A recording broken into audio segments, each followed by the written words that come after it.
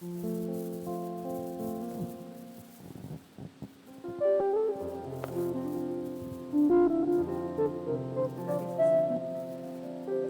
pagi jemaat yang dikasihi oleh Tuhan. Salam damai sejahtera bagi kita semua.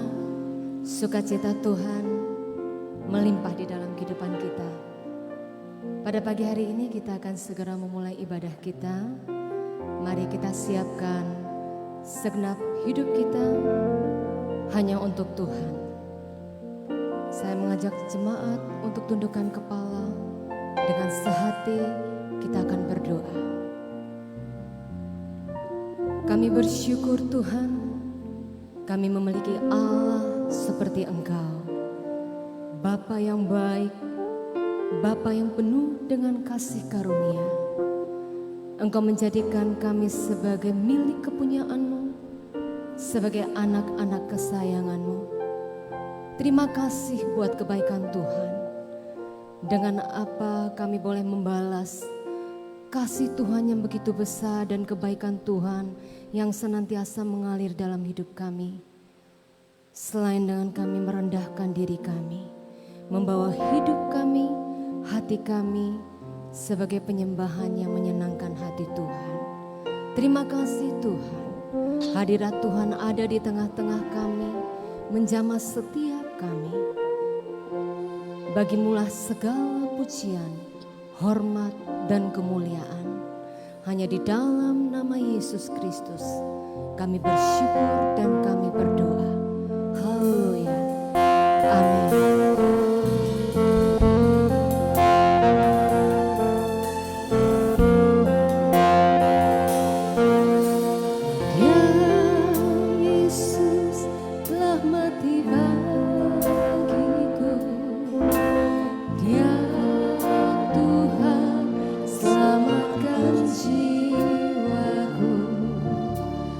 Bagi Dia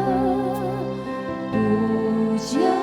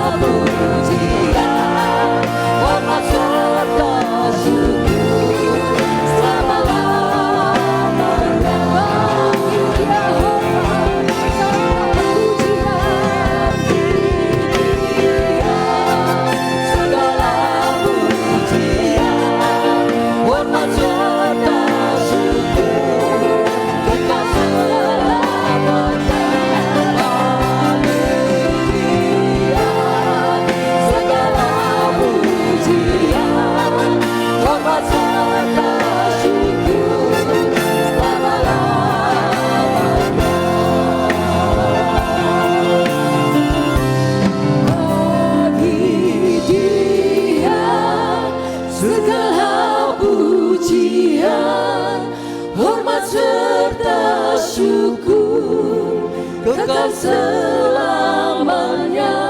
Bagi Dia segala pujian, hormat serta syukur selama-lamanya.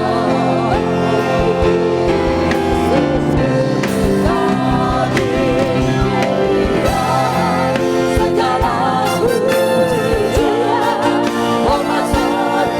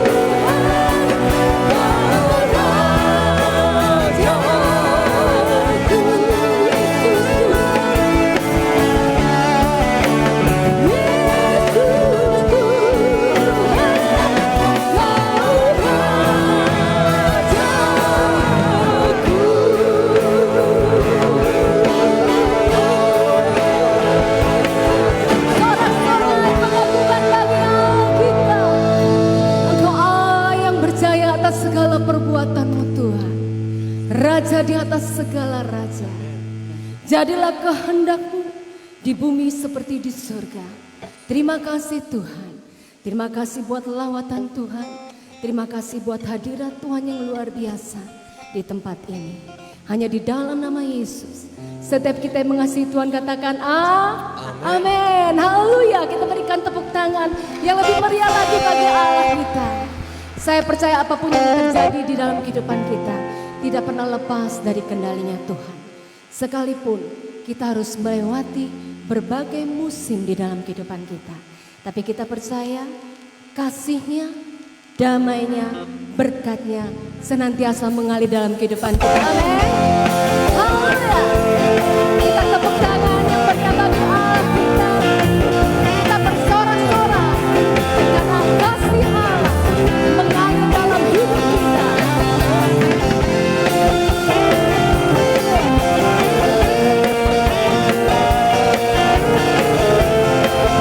Kasih-Nya seperti sungai. Kasih-Nya seperti sungai. Kasih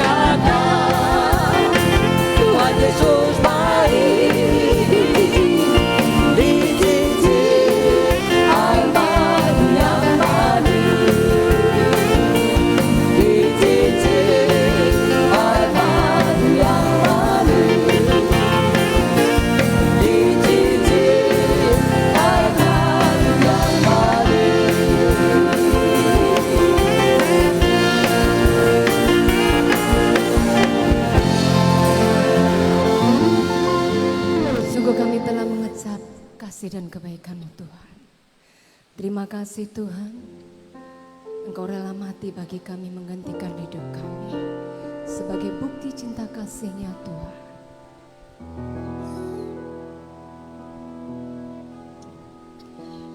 Kau berikan diri-Mu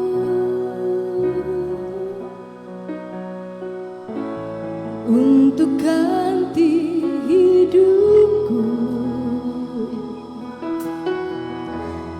Kau mati bagiku, itu bukti cinta-Mu. Segala kesalahanku ditimpakan padamu untuk membayar dosaku. Karena kasih setia-Mu, Engkau menebus hidupku dari gelapnya dunia. Diterangi jalanku masuk dalam rencana-Mu. Terima kasih Tuhan, terima kasih Yesus. Kini ku mengerti Engkau mengasihiku. Engkau menebus hidupku dari gelapnya dunia. Diterangi jalanku masuk dalam rencana-Mu, masuk dalam rencana-Mu. Mari angkat tangan kita katakan, terima kasih Tuhan, terima kasih Yesus, terima kasih Yesus. Kami mengerti Engkau mengasihi kami Tuhan. Kini ku mengerti Engkau mengasihiku. Katakan terima kasih, terima kasih. Terima kasih Tuhan, terima kasih Yesus.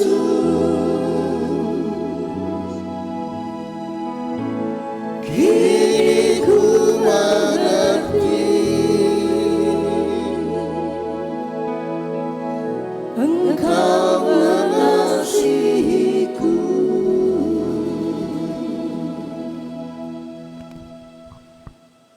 Bapa di surga, terima kasih.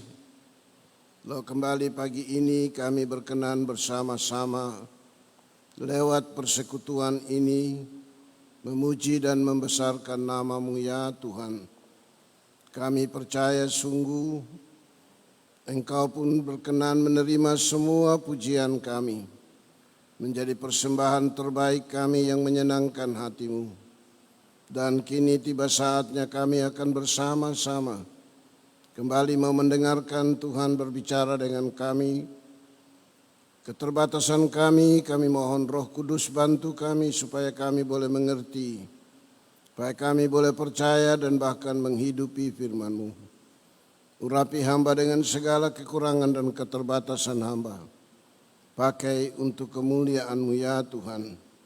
Layakkan hamba boleh berdiri di hadapan Tuhan, menjadi penyambung lidah Tuhan untuk kemuliaan Tuhan. Berbicaralah dengan kami Bapa, kami sungguh sudah sedia mendengarkan Tuhan. Dalam nama Tuhan Yesus kami berdoa, percaya dan kami sambut firman Tuhan. Amin. Shalom.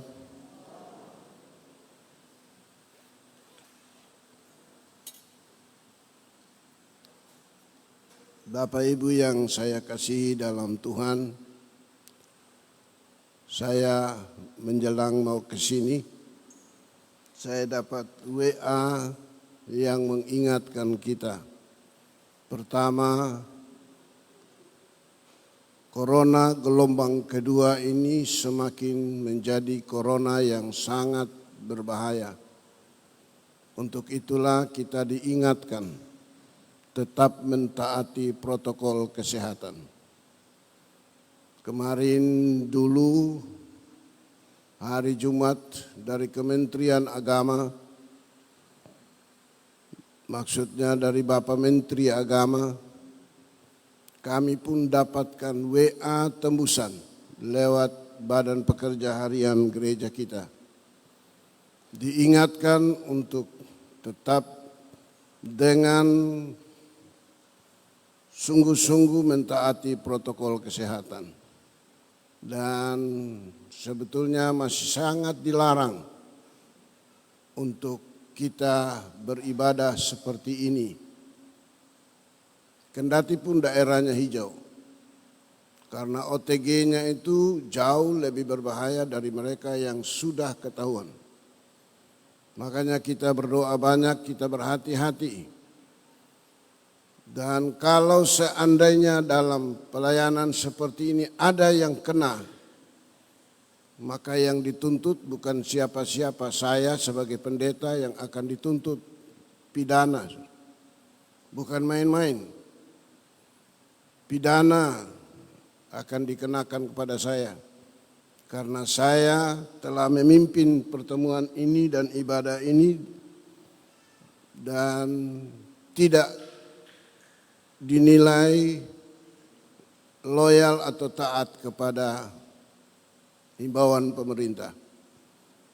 Karena itu saya senang kita semua selain kita memang punya kerinduan dekat dengan Tuhan, kita mau beribadah kepada Tuhan, tapi di pihak yang lain kita pun dibawa kendali dari pihak pemerintah yang terus berpikir untuk kepentingan kita semua. Pemerintah tidak berpikir untuk dirinya sendiri. Dan kalau saya ikuti sudah triliun rupiah dihabiskan hanya untuk usaha pemerintah mengatasi virus corona ini. Jadi memang tidak main-main. Habib Rizik Syihab sekarang terus berurusan dengan pihak kepolisian, dikenakan undang-undang pidana karena telah mengadakan keramaian, menikahkan anak dan lain sebagainya.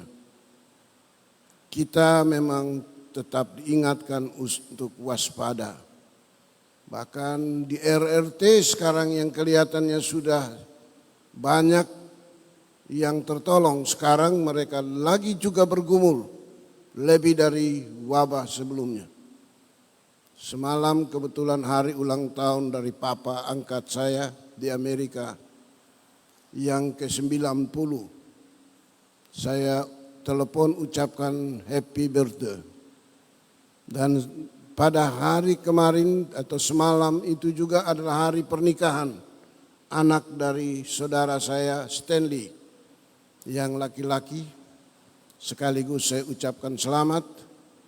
Dan kemudian saya tanya, kamu di sana gimana ini? Kok bisa pesta? Oh, enggak pesta ini.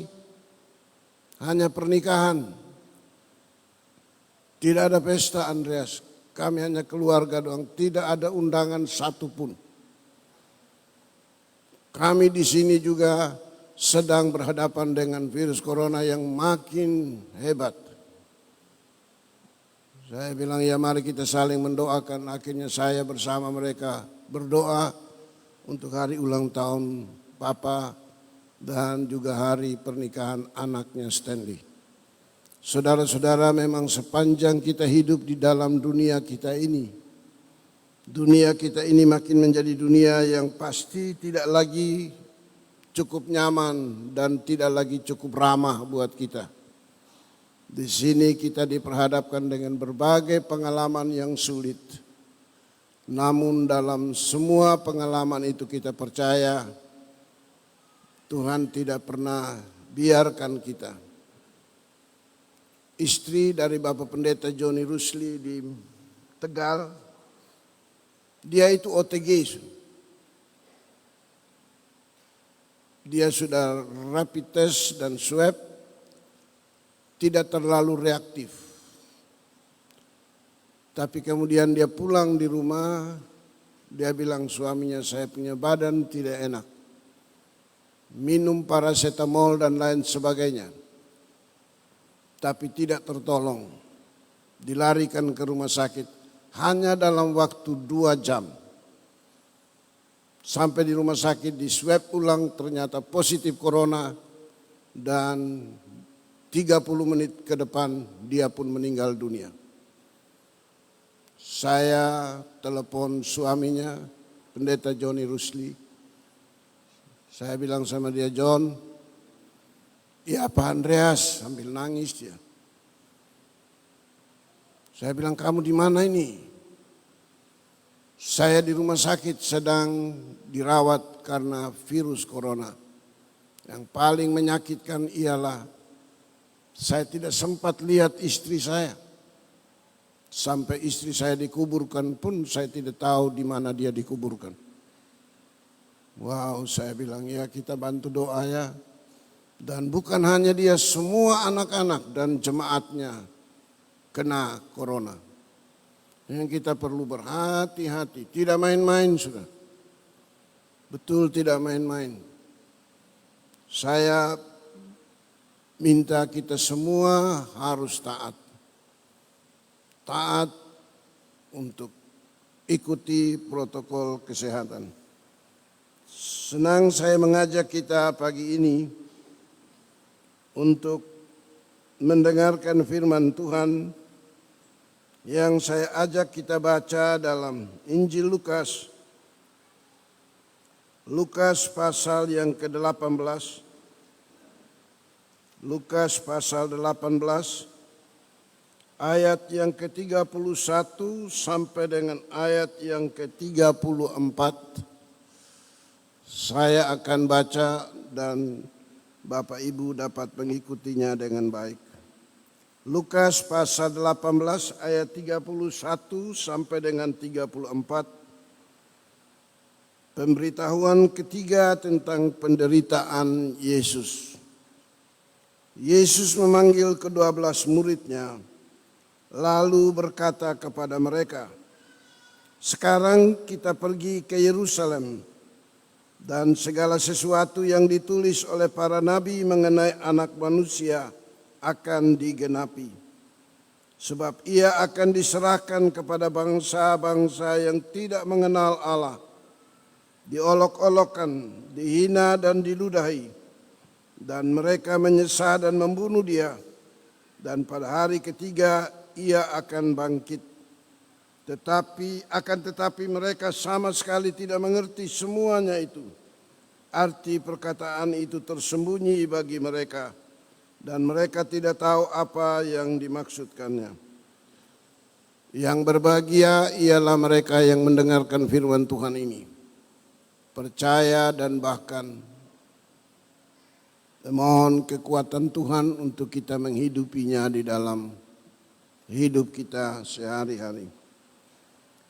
Bapak Ibu yang saya kasih dalam Tuhan, dalam perjalanan pelayanan Tuhan Yesus selalu sadar bahwa semua yang akan dia lewati tidak lepas dari apa yang dinubuatkan oleh firman Tuhan. Dalam ayat yang ke-31 kita baca, Yesus memanggil ke-12 muridnya. Dengan panggilan itu dia sepertinya meminta waktu untuk mereka bersama-sama dengan Dia. Panggilan itu menunjukkan betapa hal yang rahasia dan yang mereka perlu tahu, yang orang lain tidak boleh tahu. Ada hal-hal penting yang harusnya hanya boleh diketahui oleh para murid. Murid perlu dibekali, murid perlu diingatkan secara tersendiri. Orang lain tidak boleh tahu apa yang sedang dan yang akan dihadapi oleh Tuhan. Tapi murid-murid harus tahu. Karena mereka diharapkan siap menghadapi segala sesuatu bersama dengannya. Mereka adalah orang-orang yang dipercayai oleh Tuhan sebagai orang-orang yang dekat dan yang mengasihi Tuhan. Karena itu mereka diberitahu, mereka diingatkan, mereka dipersiapkan oleh Tuhan untuk sesuatu yang akan terjadi di dalam hidup Tuhan. Bapak Ibu yang diberkati oleh Tuhan, Dia tidak menyampaikannya secara terbuka kepada orang banyak, tapi hanya kepada para murid. Karena yang pasti para murid nanti akan menerima akibat dari apa yang akan terjadi dalam hidup dari Tuhan Yesus Kristus. Mereka harus dikuatkan, mereka harus dibantu supaya mereka mempersiapkan diri sebaik mungkin menghadapi perkara-perkara yang paling tidak diharapkan itu, yaitu kesulitan yang akan terjadi. Hal itu menjadi alarm atau peringatan keras dari Tuhan, yang harusnya hanya muridlah yang paling tahu. Hal itu dapat menjadi peringatan supaya mereka tidak sampai nanti pada waktu kejadian itu terjadi, mereka kehilangan kepastian dalam mengikuti Tuhan. Karena itu hanya para murid yang diingatkan, hanya para murid yang diberitahu. Mereka lah yang akan jadi saksi. Mereka lah yang akan jadi orang yang paling tidak diharapkan oleh Tuhan menjadi orang yang membantu Dia. Tetap dengan setia mengikut Tuhan karena mereka sudah diberitahu apa yang akan terjadi. Saudara-saudara yang dikasihi oleh Tuhan, semua tantangan cobaan akan dilalui oleh Tuhan dan para murid. Karena itu Dia memanggil mereka secara tersendiri. Orang banyak tidak perlu tahu. Karena Dia sadar mereka semua yang hadir ini tidak dipercayai seperti yang Tuhan percayai terhadap para murid. Dia hanya bisa melihat mereka sebagai orang-orang yang sekedar hadir dan mengikuti Tuhan karena mereka membutuhkan sesuatu dari Tuhan. Tapi para murid tidak seperti itu. Mereka yang banyak ini hanya datang karena ada masalah. Mereka mencari Tuhan. Tapi para murid tidak. Mereka telah dipilih dan ditetapkan tersendiri oleh Tuhan untuk menjadi pengikutnya. Dan diharapkan dalam keadaan yang paling sulit sekalipun, mereka tetap menjadi orang yang menunjukkan loyalitas mereka kepada Tuhan.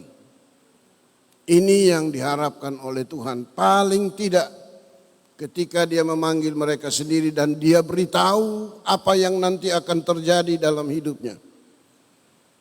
Dan Dia berkata kepada para murid, lalu berkata kepada mereka, sekarang kita pergi ke Yerusalem. Sekarang kita pergi ke Yerusalem. Dan pada waktu Dia berbicara sekarang kita pergi ke Yerusalem, bukan saja keterangan waktu tetapi suatu tahap baru yang penting akan kita hadapi di Yerusalem. Biasanya kehadiran mereka di Yerusalem akan menjadi sesuatu yang paling tidak di sana akan ada hal-hal penting yang juga membuat mereka sangat bersuka cita. Tapi kali ini tidak. Sesuatu yang baru akan terjadi, pengalaman yang berbeda dari hari-hari yang telah mereka lewati pada waktu mereka masuk ke Yerusalem. Sekarang mereka menuju ke Yerusalem, di Yerusalem mereka ditunggu dengan sesuatu kenyataan yang sangat tidak mereka harapkan. Memang Yerusalem artinya rumah damai, tempat yang sangat menyenangkan. Tapi saat ini, kata Tuhan, sekarang kita pergi ke Yerusalem. Sekarang kita hadapi apapun yang akan terjadi di Yerusalem. Saya kira ini ajakan yang sifatnya juga menjadi ajakan buat kita semua. Menjadi pengikut Tuhan, menjadi orang percaya kepada Tuhan. Kita tidak hanya menjadi orang-orang yang mengaku murid Tuhan ketika semua berjalan dengan baik. Tetapi pada saat kita harus diperhadapkan dengan pengalaman yang paling sulit sekalipun, di sana kualitas hidup kita sebagai murid tetap menjadi kualitas yang dapat dibaca dan dilihat oleh orang lain.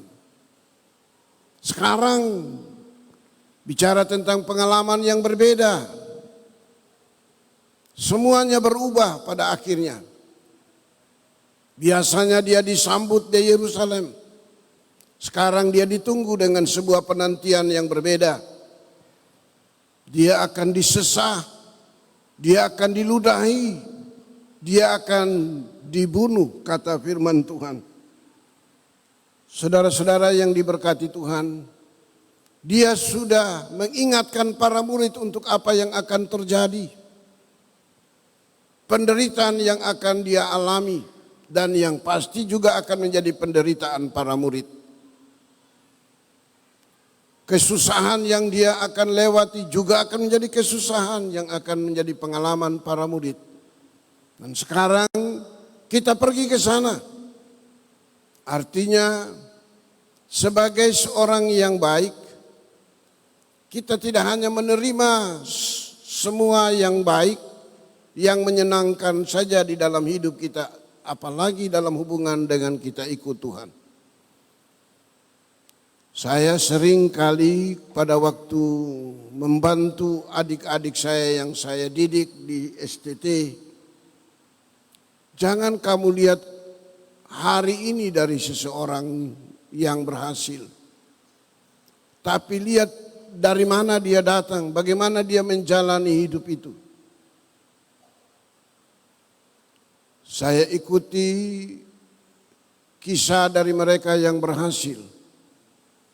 Lewati pengalaman yang paling sulit. Pimpinan gereja kita, pendiri GBI, adalah Bapak rohani saya. Yang banyak waktu seringkali beliau bercerita dengan saya tentang apa yang dia jalani dalam hidup ini. Baru-baru ini saya diminta untuk mengomentari tentang hidup dari Om Ho. Dan saya punya percakapan dengan BPH itu direkam. Karena mereka lihat salah satu orang yang dekat dengan Om Ho adalah Andreas Hani. Saya jelaskan kepada mereka. Saya belajar banyak dari Om Ho. Waktu saya berkenan bersama-sama beliau, seringkali beliau bercerita susahnya perjalanan yang dia lewati. Dari Ambon dia datang di Surabaya, coba berjuang di Surabaya. Tibanya di Surabaya kemudian dia berpikir yang berbeda untuk melayani Tuhan, tapi tidak punya apa-apa. Bersama dengan seorang hamba Tuhan bernama Van Hessel, kemudian dia mengambil keputusan untuk berjuang di dalam ladang Tuhan. Untuk menghidupi hidupnya di dalam ladang Tuhan, dia bersepeda dengan jalan menjajakan kacang goreng di kota Jakarta. Dia jual kacang goreng untuk bisa menghidupi pelayanan dan memenuhi kebutuhannya. Waktu dia menikah, dia hanya pinjam orang lain punya jas. Pertanda memang dia dalam keadaan tidak punya apa-apa. Satu waktu ketika dia panggil saya dan dia bilang, Andreas, cari kendaraan, saya mau pulang ke Asam Lama dari Petamburan. Usai beliau mengajar. Saya bilang, iya om. Dan kamu ikut? Saya bilang, siap om, saya ikut. Saya tanya, mau apa om? Kendaraannya apa? Bajai saja. Saudara tahu bajai itu paling ribut, di Sumba belum ada. Akhirnya saya panggil bajai dan kami kedua naik bajai sama-sama. Dia bilang sama saya, kenapa saya naik bajai, kau tahu tidak? Saya tidak tahu om. Supaya kamu mengerti, hidup ini tidak boleh diukur dari apa yang kelihatannya dilihat oleh orang lain, kita ini hebat. Harus diukur bagaimana kita menjadi orang yang hidup dalam kesederhanaan. Saya bilang iya om. Setibanya saya di Asam Lama, kebetulan jam makan siang. Saya dipanggil untuk ikut makan bersama dengan tante almarhumah. Dia bilang, Andreas yang berdoa, saya berdoa. Habis berdoa, makanan sudah ada di bungkusan, saya tidak tahu makanan apa itu. Begitu kita buka, ternyata hanya gado-gado. Dan bukan sekali, dua kali saya makan dengan beliau. Selalu hanya gado-gado. Saya berpikir, makan dengan orang tua, orang yang diberkati, pasti ada begitu banyak macam makanan tersedia di atas meja. Tapi ternyata hanya gado-gado. Saya menggunakan kata hanya dalam pengertian, saya berharap yang lebih dari itu sebetulnya. Tapi ternyata gado-gado yang kita makan. Saudara-saudara yang saya kasihi dalam Tuhan, dia mempertontonkan lewat apa yang dia lakukan. Dia mengajar saya dan dia berbicara kesederhanaan. Satu waktu saya mau pulang, dia kasih saya satu lembar jas dan celana yang dia punya. Dan satu buah dasi. Kamu pakai ini buat pelayanan. Saya bilang iya om. Saya pikir saya dapat celana dan jas yang paling baik yang saya terima dari beliau. Ternyata kain biasa warna biru tua. Itu jelas ada tempat dia jahit di Tanah Abang. Saya pulang, saya bilang ini orang tua saya luar biasa. Bajunya pun dijahit di situ. Hanya kemeja putih. Saya bilang ini luar biasa. Saudara-saudara yang saya kasihi dalam Tuhan, waktu saya menikah dengan istri saya pun, saya beritahu dia, Om, saya mau lamar istri saya, calon istri saya. Tapi saya tidak punya siapa-siapa di sini kecuali mama dalam entik. Dia bilang, iya saya nanti pergi lamar kamu punya istri. Pada waktu itu jalan tol Jagorawi baru saja dibuka. Pagi-pagi dia bilang, besok pagi-pagi kamu ke sini. Saya bilang, iya om. Nanti dari sini kita berangkat ke Bogor. Yang saya katakan ini benar menjadi pengalaman saya dengan beliau. Saya pergi pagi-pagi. Sampai di sana dia sudah siap. Kami pun berjalan dengan mobil Holden putih. Dia panggil Mahmud, supirnya itu seorang Muslim. Mud, kita ke Bogor, dampingi Andreas. Hari ini kita lamar istrinya. Kami pun berangkat. Sampai di Bogor ketemu dengan mama, kebetulan mama mertua saya satu lifting dengan beliau dalam pelayanan. Bercakap-cakaplah mereka. Dan sedikit pun tidak disinggung kalau kami datang ini untuk melamar calon istri saya. Ngomong pelayanan terus. Saya tidak membantah, saya hanya dengar. Kemudian terakhir baru dia bilang, saya ini datang dampingi anak saya ini, anak rohani saya, Andreas. Katanya dia ada jatuh cinta dengan anak Sus di sini. Mama saya bilang, iya kelihatannya. Sekarang saya yang berdiri untuk urusan ini. Saya orang tuanya Andreas. Begitu baik dan sederhananya orang tua terkasih ini. Waktu kita pulang dia tanya sama saya, kamu sudah punya cincin kawin? Saya bilang belum om. Dia pun tulis saya lembar cek dan dia bilang kamu pergi tukar di Bank BRI Cut Mutia. Dari sini Asam Lama kamu jalan kaki sampai di rel kereta api, situ ada Bank BRI. Saya bilang iya om. Saya tukar cek yang dia beri. Dan di situ dia sudah tahu harga emas. Kamu layak hanya pakai 10 gram dan istrimu 8 gram. Saya bilang iya om. Cincin kawin yang saya pakai itu adalah pemberian dari almarhum Bapak rohani saya. Semua dia usahakan dan beri yang terbaik. Saudara-saudara yang diberkati Tuhan, Tuhan Yesus berkata kepada para murid, sekarang kita pergi ke Yerusalem. Tapi ingat, di Yerusalem pengalaman kali ini akan menjadi jauh berbeda. Tidak seperti biasanya. Kita didatangi begitu banyak orang dengan berbagai kepentingan, kebutuhan. Tapi sekarang yang kita hadapi adalah orang yang tidak senang, yang berseberangan dengan kita. Yang tidak menghargai kebaikan yang kita buat. Yang tidak pernah melihat yang baik yang kita lakukan. Sesuatu yang menolong mereka.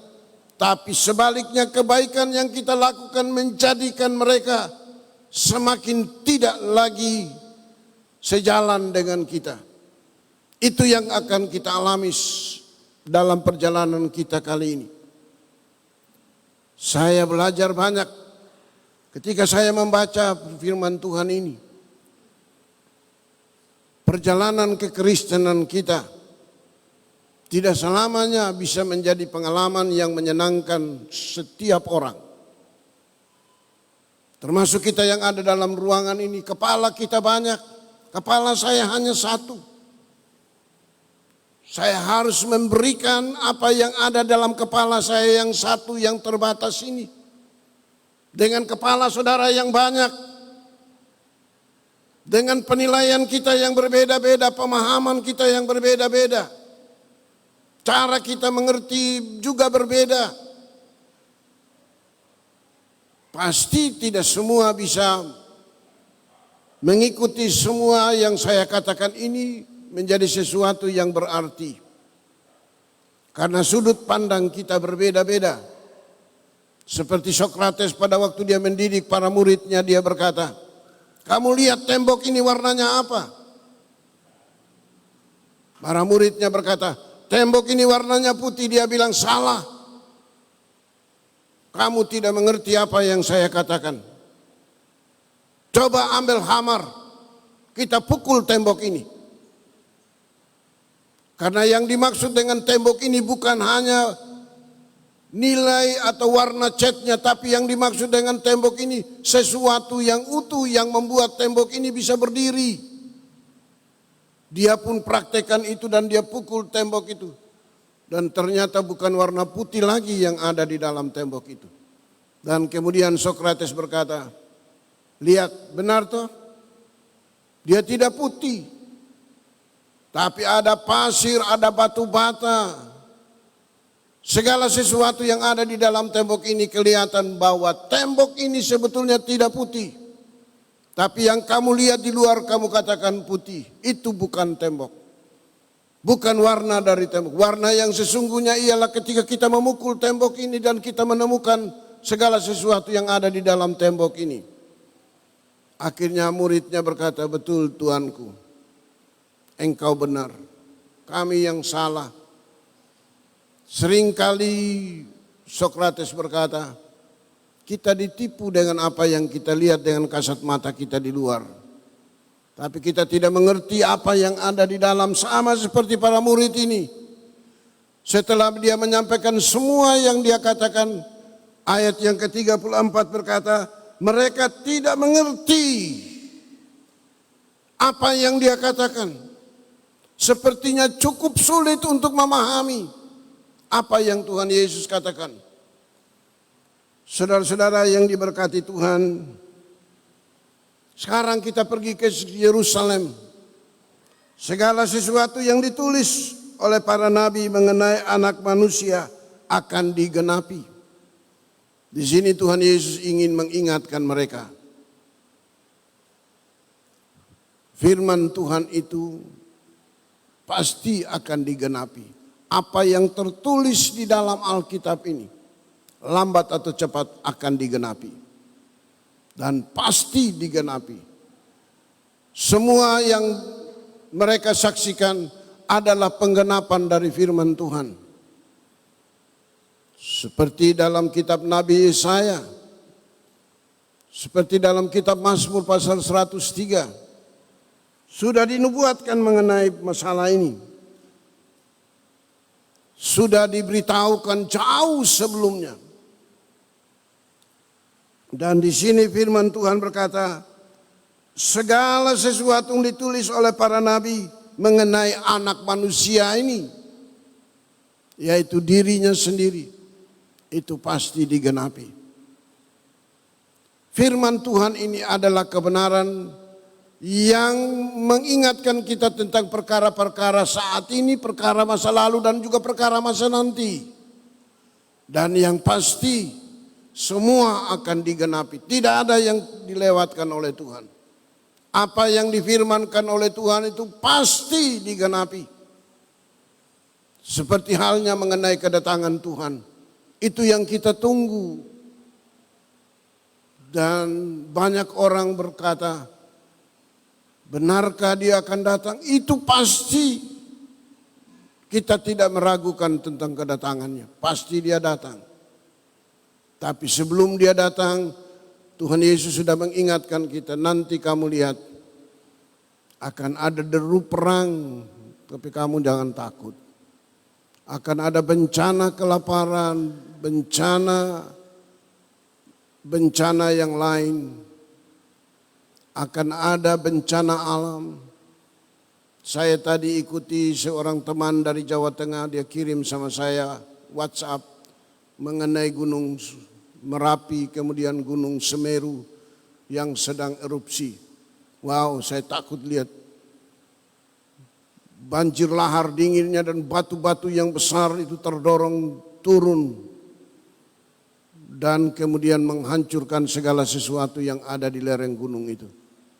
Saudara-saudara yang diberkati Tuhan, semua yang namanya pengalaman yang sulit, semua yang dikatakan oleh firman Tuhan pasti digenapi. Kalau juga Tuhan katakan nanti antikris akan berkuasa, itu pasti digenapi. Dan kemudian memungkinkan banyak orang akan menjadi murtad, itu pasti digenapi. Sekarang ini sedang digenapinya firman Tuhan. Yang terdahulu akan menjadi yang terkemudian akan menjadi terdahulu. Saudara ikuti tidak? Barusan ini seorang profesor, doktor, seorang pimpinan Universitas Al-Azhar di Mesir. Akibat dia membaca dan membandingkan Alkitab dengan kitab yang dia percayai, kemudian Tuhan berbicara dengannya dan kemudian dia berbalik. menerima Tuhan Yesus dan dia tinggalkan semua yang dia miliki selama ini. Dan kemudian dibalik dari dia punya pertobatan, 4 juta orang Mesir bertobat dan menerima Tuhan Yesus Kristus. Bukan sedikit, 4 juta orang. Saudara tidak percaya di Indonesia, tidak kurang dari ratusan ribu orang tiap tahun itu bertobat dan menerima Tuhan Yesus. Saudara lihat ada orang-orang yang tadinya sebagai pemimpin agama mereka membandingkan firman Tuhan dengan apa yang mereka percaya. Mereka kemudian berpikir yang berbeda. Di sana tidak pernah dijanjikan tentang kehidupan yang kekal. Di sana tidak pernah dijanjikan jalan ke sana yang pasti. Tapi di sini di dalam Alkitab Tuhan Yesus berkata, "Akulah jalan, kebenaran dan hidup. Tidak ada satu orang pun yang datang kepada Bapa kalau tidak melalui aku." Berarti di sini tidak ada jaminan, di sini ada jaminan. Akhirnya mereka berubah. Mereka berpaling dan menerima Tuhan Yesus Kristus menjadi Tuhan dan Juru Selamat mereka. Saudara, firman Tuhan sedang digenapi. Dan pasti akan digenapi. Yang terdahulu akan menjadi yang terkemudian, yang kemudian akan menjadi terdahulu.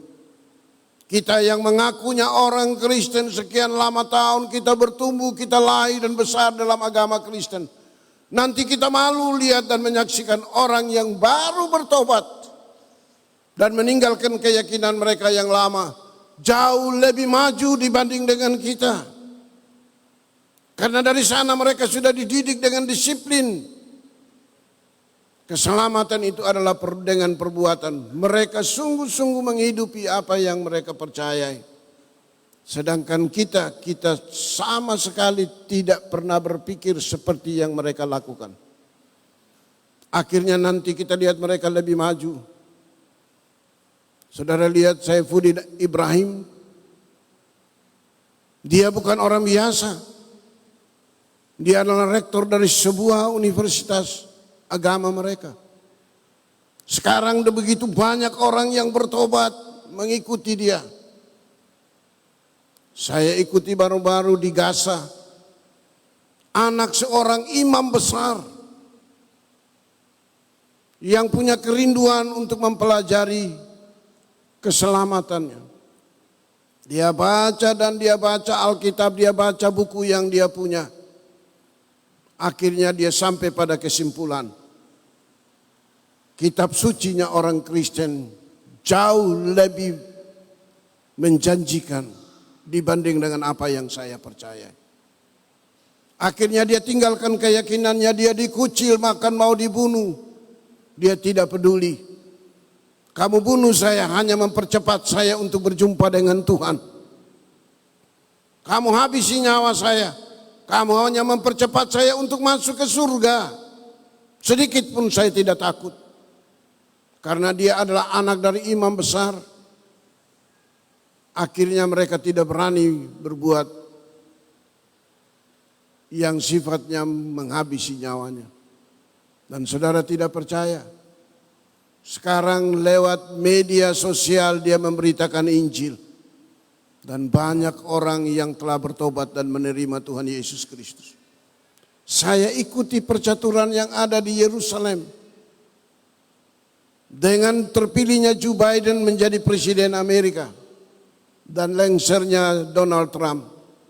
Saudara tidak percaya. Ribuan orang Yahudi sekarang terima Tuhan Yesus.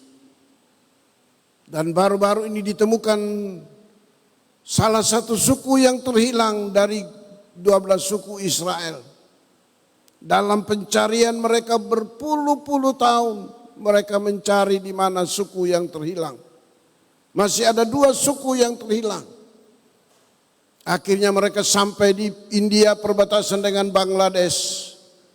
Mereka menemukan suku Manase, salah satu suku yang terhilang. Dan mereka bawa pulang. Namanya dalam bahasa mereka Aliyah ke Yerusalem. Kembali ke Yerusalem. Sekarang mereka tinggal cari satu suku, Efraim. Dan mereka sudah ancar-ancarnya, sudah tahu dan sedang mencari dan berjuang untuk bawa pulang. Dan ditemukannya suku itu di Cina. Kalau semua ini sudah tergenapi, mereka akan lebih maju di dalam Tuhan. Paulus katakan, kesempatan buat kita yang bukan orang Yahudi akan tertutup. Karena Tuhan akan berbalik kepada mereka. Tuhan akan berpikir untuk keselamatan mereka. Kesempatan kita berakhir sudah. Kalau kita menyia-nyiakan waktu yang ada ini. Makanya Tuhan berkata, sekarang kita pergi ke Yerusalem. Bukan besok. Kita harus masuk tahapan yang baru, pengalaman yang berbeda. Suasana yang lain di Yerusalem. Saudara-saudara yang diberkati Tuhan, di sana saya tidak akan disambut lagi sebagai seorang yang hadir mendatangkan kebaikan, tapi saya disambut sebagai seorang musuh, seorang lawan. Saya akan disiksa, dianiaya, diludahi. Itu yang akan terjadi. Karena itu saya ingatkan kamu supaya kamu siap, supaya kamu tidak tergoncang, supaya kamu berani melewati pengalaman yang sulit ini. Saudara-saudara yang diberkati Tuhan, dan firman Tuhan berkata, mereka akan menyerahkan dan membunuh dia, dan pada hari ketiga ia akan bangkit. Semua yang mereka lakukan pada akhirnya berakhir tidak dalam artian bahwa kita menjadi kalah. Karena pada hari yang ketiga saya akan bangkit. Dia memberitahukan ini dengan tujuan bahwa ada pengharapan di balik semua pengalaman yang sulit. Kesulitan boleh hadir, kematian boleh datang. Disesah boleh terjadi. Tapi di balik dari semua pengalaman yang susah dan penuh dengan penderitaan ini, pastikan saya akan bangkit dan kita akan menang, ada kemenangan di sana. Dia ingatkan ini kepada para murid. Supaya kamu tidak berkecil hati dengan pengalaman yang sulit yang sedang kita akan hadapi. Karena di balik dari semua itu nanti, kamu akan melihat kemenangan yang akan kita dapatkan. Dan itu benar. Saya baca pengalaman akhir dari para murid. Tidak ada satupun kecuali Rasul Yohanes yang meninggal dalam usia yang tua. Tapi mulai dari Rasul Petrus sampai dengan murid-murid yang lain, semua meninggal dunia, mengakhiri hidup mereka dalam keadaan menderita. Rasul Petrus dia disalibkan terbalik. Dia mengakhiri hidupnya dalam keadaan menderita disalib. Thomas dia pun dibakar hidup-hidup dan waktu belum mati mereka tombak dan dia mati. Markus di Alexandria sama. Tidak ada yang mati dengan keadaan yang baik. Semua penuh penderitaan. Di sini Tuhan ingatkan.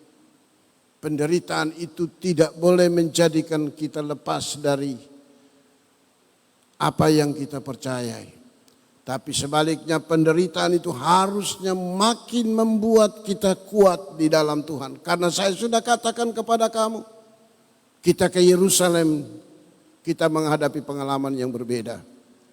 Sekarang kita ada dalam suasana tidak seperti yang biasa. Saudara, corona ini tidak hanya menjadi wabah yang ada di Indonesia.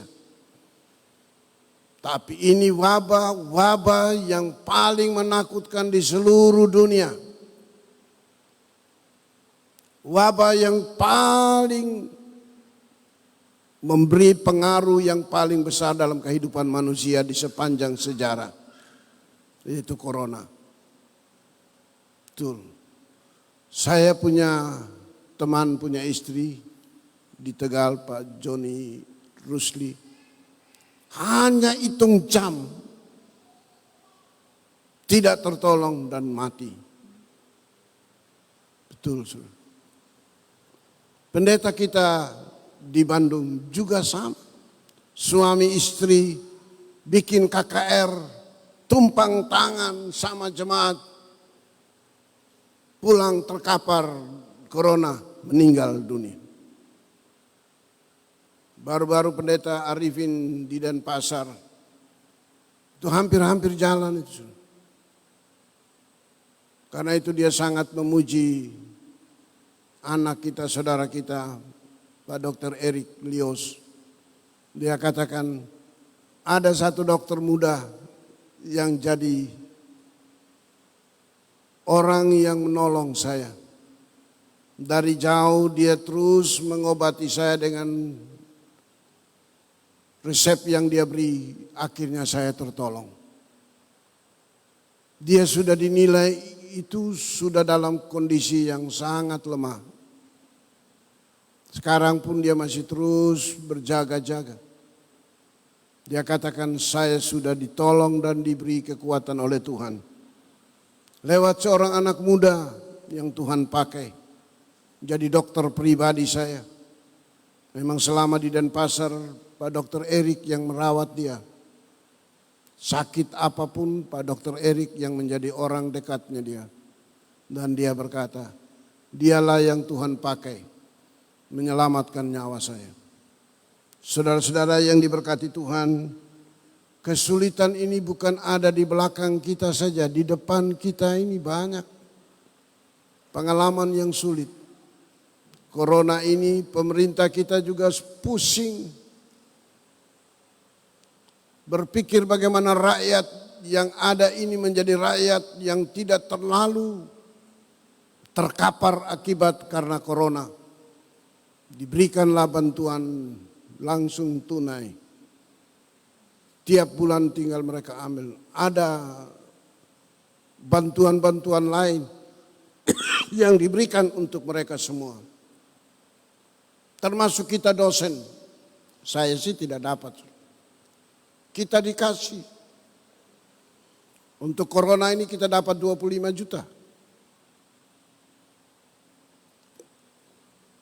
Saudara-saudara, pemerintah kita cukup beri perhatian yang luar biasa. Bagaimana menolong kita yang susah. Ketika kita berpikir tentang pengalaman yang sulit dan perhatian pemerintah yang begitu luar biasa. Ada saja orang yang tidak puas, yang ingin merongrong pemerintahan kita. Makanya saya bilang, ini manusia ini tidak punya hati nurani. Betul, makanya mereka caci maki kita punya Bapak Presiden. Saya bilang, coba kirim dia di Sumba, di sini banyak parang Sumba Barat. Saya bilang, betul. Dia berkoar-koar seperti dia itu begitu berkuasa. Sekarang sesudah diciduk, dia mengemis, dia mulai berubah. Pemerintah ini adalah pengayom kita, pemerintah ini tidak boleh dilawan. Tadi dia caci maki. Saya bilang ini orang dia punya mulut ini muka belakang. Betul, saudara. Saya kenal dia karena kita dulu kuliah di Petamburan. Dia masih kecil, memang tukang baklai. Itu temannya Pak Dr. Yosi Mesak, teman sekolah. Saudara-saudara yang diberkati Tuhan, sekarang mulutnya mulai manis. Saya bilang, mudah-mudahan kita punya aparat ini tidak terpengaruh. Dia punya mulut manis. Akhirnya mereka bilang, tidak. Kita hargai tapi proses jalan terus. Itu dia yang betul.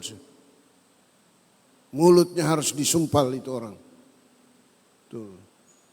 Sama dengan mereka yang ganggu ketenangan mama dari Pak Mahfud MD. Orang di Jakarta kau tukang rame di situ. Pak Mahfud nggak ada di situ. Dan apa salahnya Pak Mahfud? Nggak ada. Mereka yang tukang ribut. Sekarang diciduk, ditangkap. Mereka bilang bukan saya hanya ikut. Ikut tidak ikut mari di sini. Memang harus diajar ini orang-orang seperti itu. Makanya Pak Hendro Priyono belak-belakan dia bilang, hei kamu Arab-Arab, kamu penyakit di negeri ini, kamu provokator di negeri ini. Itu betul. Kamulah yang perusak di negeri ini. Kita di sini punya satu saja sudah pusing. Belum 10. Baru satu orang sudah bisa mempengaruhi kita punya keadaan. Satu waktu saya telepon sama dia, hei jangan jadi preman lah di Sumba. Tidak Om Pendeta. Betul. Saudara-saudara, kita berdoa supaya Tuhan kasih kita kekuatan. Dan di sini firman Tuhan berkata, mereka akan menerima saya dengan tindakan yang penuh dengan amarah. Mereka menyusahkan saya. Mereka membunuh saya. Tapi jangan takut, pada hari yang ketiga saya akan bangkit. Saya akan bangkit dalam kemenangan dan segala kekuatan maut tidak lagi berkuasa. Kemenangannya adalah kemenangan kita. Dan ayat yang ke-34 di sini firman Tuhan berkata, akan tetapi mereka sama sekali tidak mengerti. Aduh, ada saja orang yang begitu dekat dengan Tuhan, dia beritahukan hal-hal yang sifatnya untuk mereka mengerti. Tapi di situ disebutkan sama sekali tidak mengerti. Luar biasa ini. Waktu saya baca, kemana ya pikiran mereka pada waktu Tuhan katakan ini. Kita tidak mempersalahkan, mereka sudah ada di surga kok dengan Tuhan. Cuma yang luar biasa ketika di sini firman Tuhan berkata sama sekali tidak mengerti semuanya itu. Memang manusia ini perlu terus didorong untuk mengerti. Saya mengajar di STT mengenai ilmu berkhotbah. Bagaimana mempersiapkan sebuah khotbah, namanya homiletik. Tapi saya juga mengajar ilmu yang namanya hermeneutik. Ilmu yang mengajarkan bagaimana kita menafsirkan Alkitab dengan mempelajari teksnya, konteksnya, latar belakangnya. Semua kita harus tahu. Sebab dari sanalah mengalir segala sesuatu yang akan kita sampaikan kepada jemaat. Tidak boleh salah. Saya jelaskan itu dengan perlahan, dengan sikap yang baik. Waktu ujian, saya tanya hal yang sama, bukan di luar itu. Saya lihat ada saja yang tidak mengerti. Yang lebih aneh salah satu mahasiswi, dia bilang, Bapak minta maaf, saya punya kepala ada pusing, makanya saya tidak mengerti. Dia tulis di lembar ujian. Saya bilang kalau kau pusing ya sudahlah, mau bagaimana lagi. Kau bikin pusing saya juga. Saudara-saudara yang diberkati Tuhan, susah rasanya untuk bertumbuh dalam kebenaran. Sepertinya cukup sulit kita membiarkan kebenaran itu mengambil tempat di hati, di pikiran dan jiwa kita. Apa yang Tuhan katakan sepertinya tidak mendapat tempat. Dan kita tentu tidak terlalu pagi menghakimi mereka. Saya kira kalau kita mau jujur di antara kita pun ada. Bahkan sudah tahu kebenaran seperti berlaga bodoh tidak tahu. Ada. Dan di sini firman Tuhan berkata, sama sekali tidak mengerti semuanya itu. Dan perkataan itu tersembunyi bagi mereka dan mereka tidak tahu apa yang dimaksudkan. Perkataan itu sepertinya sangat sulit dimengerti, tersembunyi bagi mereka. Makanya di dalam, saya senang baca untuk Bapak Ibu dengarkan firman Tuhan ini. Dalam Injil Lukas pasal 24 ayat yang ke-45. Di sini saya baca firman Tuhan berkata demikian. Injil Lukas 24 ayat 45. Lalu ia membuka pikiran mereka sehingga mereka mengerti kitab suci. Lalu ia membuka pikiran mereka sehingga mereka mengerti kitab suci. Hal-hal yang begitu sulit dimengerti dan yang tertutup, sekarang Tuhan buka pikiran mereka. Membuat mereka mengerti. Makanya kalau kita baca Alkitab, saya selalu ajarkan saya punya mahasiswa-mahasiswi. Yang pertama kamu lakukan apa? Berdoa, minta Tuhan bantu supaya kamu punya pikiran itu ditolong oleh Tuhan untuk mengerti apa yang kamu baca. Karena dengan pengertian kita sendiri, semua kebenaran yang ada di dalamnya sulit untuk kita baca, kita mengerti. Makanya ada istilah hermeneutik itu, jangan sampai eisegesi. Eisegesi artinya kita memasukkan apa yang ada di pikiran kita ke dalam firman Tuhan. Bukan. Tapi kita eksegesi artinya kita mengangkat keluar ke permukaan apa yang tersembunyi di dalam firman Tuhan. Saudara-saudara yang saya kasih dalam Tuhan, sepanjang kita tidak mengerti kebenaran, kita tidak akan pernah menjadikan dia kebenaran yang menolong kita supaya kita lebih lagi menjadi orang yang mencintai Tuhan. Betul. Dalam Yeremia 15 ayat yang ke-16 firman Tuhan berkata, Yeremia katakan, ketika aku berjumpa dengan perkataan-perkataanmu, aku menikmatinya. Di situ menikmatinya artinya saya sungguh-sungguh merasakannya. Dan kalau baca Alkitab harus membacanya sampai seperti Mazmur 119 ayat 103. Firman-Mu itu, Taurat-Mu itu seperti madu di langit-langitku. Dia menjadi firman Tuhan kesukaan kita. Kita tidak sekedar baca dan tutup, biarkan. Bukan. Sampai kapanpun saudara tidak akan pernah bertumbuh. Tapi baca dan renungkan firman Tuhan. Makanya dalam Mazmur 1 ayat yang kedua, yang berbahagia ialah mereka yang merenungkan Taurat Tuhan siang dan malam. Renungkan firman Tuhan siang dan malam. Memang ini perkataan Tuhan, isi hati Tuhan. Dengan kekuatan kita tidak mungkinlah kita mengerti secara baik dan benar. Tapi ketika Tuhan mengizinkan kita mengerti, sama seperti kita memahami Tuhan. Tidak ada satu orang pun yang mengenal Tuhan termasuk saya. Tetapi kita hanya dapat mengenal Tuhan sepanjang Tuhan memperkenalkan dirinya kepada kita. Kita tidak mungkin kenal Tuhan kalau Tuhan tidak memperkenalkan dirinya kepada kita. Makanya dalam Mazmur 19 Daud berkata, dari apa yang kau buat saya lihat betapa besarnya engkau Tuhan. Bulan, matahari menceritakan kebesaran-Mu Tuhan. Tuhan menyatakan dirinya dalam segala sesuatu yang Dia ciptakan. Menunjukkan bahwa Dia itu Allah yang maha kuasa. Saudara-saudara saya berdoa dan kita saling mendoakan. Menghadapi hari-hari yang makin sulit ini,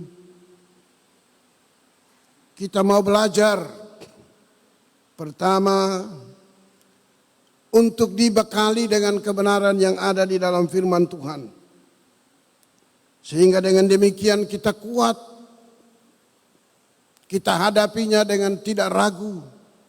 Sesulit apapun yang ada di depan kita. Yang kedua, kita sadar semua ini bisa berubah dengan begitu cepat. Jangan pernah lihat apa yang ada hari ini. Makanya Tuhan bilang, sekarang kita pergi ke Yerusalem. Kamu lihat di sana peristiwa yang berbeda. Pada waktu perubahan itu terjadi, kita tidak kaget. Sekarang saudara disenangi, tapi nanti ada saatnya saudara akan dibenci. Tidak kaget kita. Saya tidak kaget. Betul. Kalau saudara sekarang saudara bisa berkata, Andreas itu kami punya Bapak Gembala, tapi satu waktu saudara berdiri dan berkata, saya tidak kenal dia. Saya tidak kaget. Sama sekali saya tidak kaget. Betul. Semua bisa berubah. Karena itu Tuhan persiapkan mereka dan memberitahu mereka apa yang terjadi dan perubahan yang akan ada. Supaya mereka siap dengan perubahan itu. Yang ketiga, segala sesuatu yang ditulis dalam firman Tuhan ini pasti digenapi. Bukankah firman Tuhan berkata, nanti anak menyerahkan bapak menyerahkan anak, orang tua menyerahkan anak. Kita saling menyerahkan, itu nanti pasti akan terjadi. Dalam gereja pun sama. Yang menjelekkan pendeta itu bukan orang lain, tapi jemaat sendiri. Bisa. Yang tikam pendeta dari belakang itu bukan orang lain. Jemaat sendiri. Bisa terjadi. Firman Tuhan ini terus akan digenapi. Tapi kita tidak kaget ketika kita mendapatkan perlakuan seperti itu. Karena kita tahu firman Tuhan sudah mengatakannya. Kita tidak perlu ragu. Kita tidak boleh bangun iman kita di atas penilaian orang. Kita bangun hubungan terbaik kita dengan hati yang tulus di hadapan Tuhan. Tuhanlah yang paling mengerti apa yang ada di pikiran, yang ada di hati kita. Orang lain boleh berkata ini dan itu, tapi kita yang paling tahu dan Tuhan yang paling tahu. Gak usah takut. Dan yang terakhir kita lihat, mereka tidak mengerti apa yang Tuhan katakan. Mereka sama sekali tidak mengerti. Artinya, sehebat, sepintar apapun, kita butuh anugerah Tuhan untuk membuat kita mengerti. Tidak ada satu orang pun yang merasa dirinya paling pintar di dalam dunia ini. Yang jadi Superman, enggak ada. Kita semua sadar kita terbatas. Lihat para murid yang sedang berbicara dengan Tuhan. Orang yang selalu sama-sama dengan Tuhan. Itu pun tidak bisa mengerti. Apalagi kita. Di sini sedang mengingatkan kita. Tidak ada orang hebat. Yang hebat hanya Tuhan. Karena itu kita mau merendahkan hati dan hidup di hadapan Tuhan. Kita mohon kekuatan dari Tuhan. Sehingga kita boleh bertumbuh mengenal kebenaran itu dari pertolongan Tuhan. Dengannya kita semakin mengasihi Tuhan. Saya berdoa Tuhan bantu kita. Lewat kebenaran yang kita sudah dengar ini, kita biarkan Tuhan menolong kita dan membuat kita semakin siap menghadapi apapun yang ada di depan kita. Masa yang sulit ini tidak lagi jauh dari kita, saudara. Kemarin saya ke kebun, saya lihat jutaan belalang, saya jalan di atas belalang. Saya bilang, Tuhan, terima kasih. Saya pelihara sedikit hewan di situ. Saya pergi karena gembala saya bilang begini, Bapak, jangan kaget. Saya bilang, kenapa saya mesti kaget? Saya tidak kaget. Belalang banyak di sini. Dan hewan kita yang sudah mati sudah 29 ekor. Saya bilang, gak apa-apa. Kita saja mati kok. Gak usah takut, saya bilang sama dia. Baru 29 ekor, semua pun mati, kita gak perlu takut, saya bilang. Bapak ada di mana? Saya ada di sini, ada tanam pagar. Saya mau tanam pohon untuk anak cucu saya. Saya tanam jati. Hewan mati, saya tanam jati. Gak apa-apa, gak usah takut. Saudara-saudara yang saya kasihi dalam Tuhan, masa yang sulit memang bahagian dari hidup kita. Paulus juga ingatkan lewat Timotius 2 Timotius 3, masa yang sulit itu ada di dalam hidup kita. Saya berdoa Tuhan berkati kita semua, Tuhan hibur dan kuatkan kita supaya kita makin kuat, makin setia dalam melayani dan mengasihi Tuhan. Pagi ini kita juga berterima kasih, saya tadi diberitahu turut hadir dan beribadah bersama dengan kita Pak Andre, anak dari Pak Yan yang dulu mantan Kom dan Brimob kita. Pak Andre bisa berdiri kah? Ya, kita beri kemuliaan buat Tuhan. Pak Andre, terima kasih. Salam buat Papa. Kalau kebetulan kami sudah lama tidak pernah ada hubungan, mungkin Bapak sudah ganti HP. Kita juga berdoa supaya Tuhan hibur dan kuatkan keluarga kita yang sedang melewati hari-hari yang sulit. Khususnya Bro Siong, Toko Cendrawasih masih seperti itu. Kita juga berdoa terus buat Sus Hong Kiap, sepertinya masih sangat sulit untuk melupakan. Memang itu wajar manusiawi. Kita doakan Tuhan hibur dan kuatkan dia. Setiap kali kita omong masih terus menangis dan ingat almarhum. Saya mampir di kubur, beliau ada di situ, dia bilang, Om, saya mau bangun rumah di sini. Saya kasihan dia sendiri. Ya Sus juga sendiri, nanti saya bilang kan tidak mungkin dia bangun dan omong-omong. Saya bilang enggak mungkin lah. Dia bilang saya mau bangun Om, kasihan saya sendiri, saya mau temani. Ya saya bilang janganlah begitu. Saudara-saudara kita doakan dia, Tuhan hibur dan kuatkan. Kita persiapkan diri untuk ambil bahagian dalam perjamuan kudus. Saya percaya kita semua sudah menerima tubuh dan darah Tuhan. Kalau ada yang belum, silakan Bapak Ibu angkat tangan, nanti Bapak Ibu akan dilayani. Tolong angkat tangan kalau ada yang belum. Tolong Pak Lukas. Ada lagi di sini? Ada di sini, ada 1, 2, 3. Tolong Pak Lukas, Pak Wahono. Di sini ada kan? Ada 1 di sini Pak Lukas. Tolong Bapak angkat tangan supaya bisa dilihat. Tolong Pak Lukas.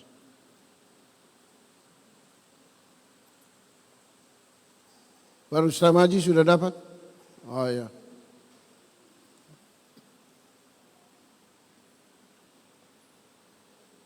Bapak Ibu kami juga lewat kesempatan ini ingin beritahukan pada Bapak Ibu sekalian, Natal kita tahun ini tidak biasanya karena kita sudah diingat tidak boleh lama dan tidak boleh ada kegiatan yang sifatnya mengundang begitu banyak orang. Tapi saya pikir ini memang dilematis, tapi ya kita mau bilang apa. Dan yang paling pasti tidak boleh ada kor. Ya, ini yang sulit. Saya bilang nanti kita bangun saja tenda di luar, kalau ada yang hadir tidak bisa ditampung di sini, di luar kita bisa tampung. Jadi kita harus menunda semua kegiatan kita dalam menghargai protokol kesehatan. Karena kita akan dipantau, nanti mereka akan hadir di sini, yaitu dari pihak kepolisian dan tentara akan ikut mengawasi jalannya kegiatan pelayanan kita. Kalau Bapak Ibu semua sudah dapat, kita sama-sama berdiri di hadapan Tuhan.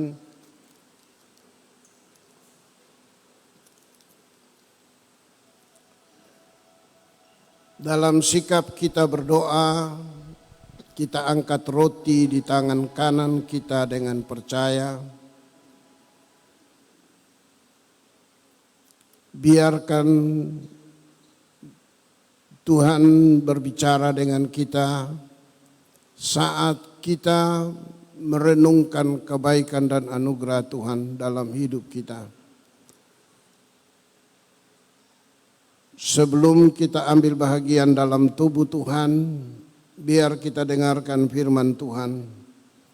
Sebab apa yang telah kuteruskan kepadamu, telah aku terima dari Tuhan, yaitu bahwa Tuhan Yesus pada malam waktu ia diserahkan, mengambil roti dan sesudah itu ia mengucap syukur atasnya.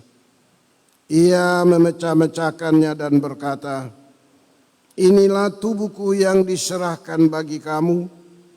Perbuatlah ini menjadi peringatan akan aku." Mari kita makan tubuh Tuhan dengan percaya dalam nama Tuhan Yesus Kristus.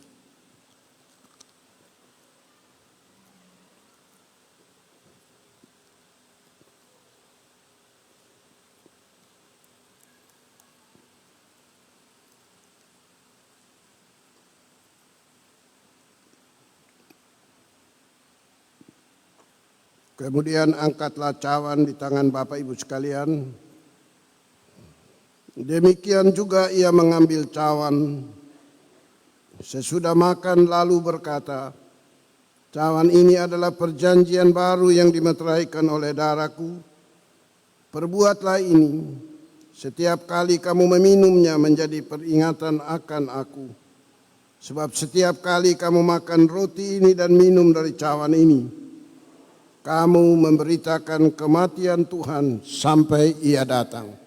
Kita minum dalam nama Tuhan Yesus Kristus.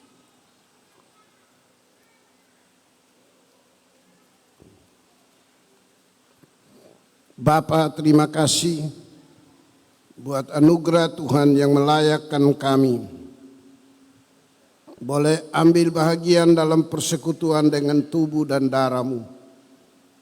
Kami sungguh percaya kuasa darah dan bilur-Mu tidak berubah dulu, sekarang, dan sampai selama-lamanya.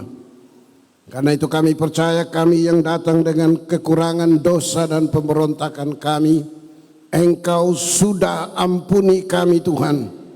Dan kami yang datang dengan sakit, penyakit, dan kelemahan dalam tubuh kami, kami percaya oleh karena kuasa bilur-bilur dari Tuhan Yesus kami disembuhkan oleh Tuhan. Dan kami pulang dengan tubuh yang sehat, nama Tuhan dipuji dan dipermuliakan. Berkati sidang jemaat-Mu ini Tuhan, hibur dan kuatkan kami semua. Jaga dan lindungi kami seperti biji mata-Mu sendiri. Terima kasih Bapa, ini hidup kami. Biar pimpinan penggembalaan-Mu yang sempurna menyertai kami sekarang dan sampai selama-lamanya. Dan sekarang saudara-saudara, pulang dan terimalah oleh-Mu anugerah berkat, sejahtera dan damai sepenuhnya dari Bapa, Putra dan Roh Kudus, dalam nama Tuhan Yesus Kristus. Kiranya Engkau memberkati aku berlimpah-limpah dan memperluas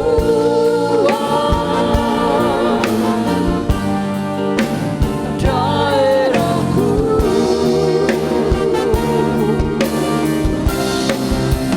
Dan kiranya Engkau memberkati aku dan hidupi aku daripada malapetaka, sehingga kesakitan tidak menimpa aku. Amin. Shalom dan Tuhan memberkati.